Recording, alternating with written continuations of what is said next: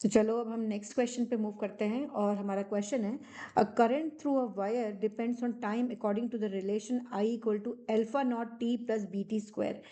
जहाँ पर alpha not की वैल्यू हमको 20 एम्पियर पर सेकेंड दे रखा है एंड बीटा की वैल्यू जो दे रखी है हमको एम्पियर पर सेकेंड स्क्वायर।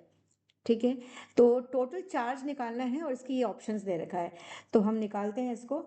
हमें यहाँ से पहले सबसे पहले इस क्वेश्चन के लिए हम जो गिवन इक्वेशन है वो लिख लेते हैं, I is equals to alpha naught T plus beta T square. ठीक है, तो अल्फा नॉट की वैल्यू कितनी दे रखी है हमको, अल्फा नॉट है हमारे पास 20, टी प्लस बीटा हो गया एच टी स्क्वायर। अब यहाँ पर हमको चार्ज निकालना है, तो चार्ज का फॉर्मूला हमें मालूम है क्या होता है, charge I is equals to D Q by D T. ठीक है, तो यहाँ से मुझे, मैं अगर आई इंटू डी टी करती हूँ, आई इंटू डी टी करेंगे तो हमको क्या मिलेगा, डी क्यू मिलेगा। तो हम यही कर लेते हैं, यहाँ पर हमें डी क्यू चाहिए ना, तो यहाँ से हम जाते हैं D Q is I D T. लेकिन यहाँ देख रहे हैं ना हम 15 सेकेंड्स की बात कर रहे हैं, लेकिन हमको टोटल चार्ज चाहिए, तो हम टोटल के लिए हमें मालूम है अगर मुझे डी क्यू से क्यू चाहिए तो क्या करेंगे, हम इंटीग्रेट करेंगे। तो इसको इंटीग्रेट कर देते हैं दोनों साइड से, तो will integrate it on both the sides. आगे बढ़ते हैं, इसके लिए डी क्यू का इंटीग्रेशन क्यू होता है और आई की वैल्यू हम लेके आ जाते हैं ऊपर इक्वेशन जो हमने यहाँ से लिखा हुआ है। तो ये हो गया हमारे पास 20 T plus 8 T square D T. लेकिन टाइम क्या है हमारे पास, वायर इन 15 सेकेंड्स, तो इसकी लिमिट्स हम लगा देते हैं। लिमिट्स हमारे पास हो गई 0, ये हो गया लोअर लिमिट, और अपर लिमिट हो गई इसकी 15। ठीक है, अब यहाँ ना एक चीज़ ध्यान रखना है, इसके फॉर्मूलेज हमको याद है, तो अगर हमें फॉर्मूले याद नहीं है तो हम इसको लिख लेते हैं। इंटीग्रेशन का फॉर्मूला जो होता है X power N D X power N जो जनरल फॉर्मूला है, ये क्या होता है, X N plus one divided by N plus one. तो ये फॉर्मूला हम लगाने जा रहे हैं, लेकिन इसमें कंडीशन होती है ना, N is not equals to -1, right. तो ये हम इक्वेशन निकाल देते हैं इसमें।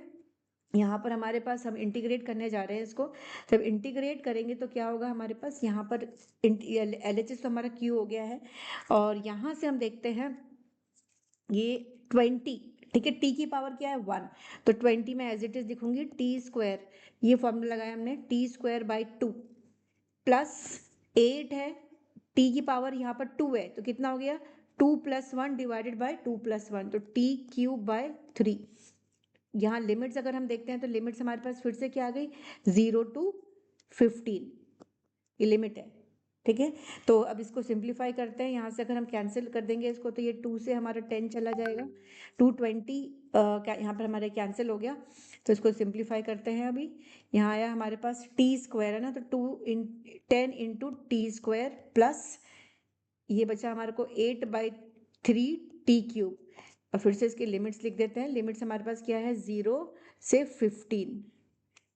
ठीक है, अब हम इसको हम सिंप्लीफाई करने जा रहे हैं, जैसे इंटीग्रेशन करते हैं हम, यहाँ पर आया हमारे पास ये पूरा क्यू चला आ रहा है हमारा, यहाँ हम लगाएंगे upper limit minus lower limit, तो दिस 15 हमारे पास ये अपर लिमिट है और 0 हमारा लोअर लिमिट है।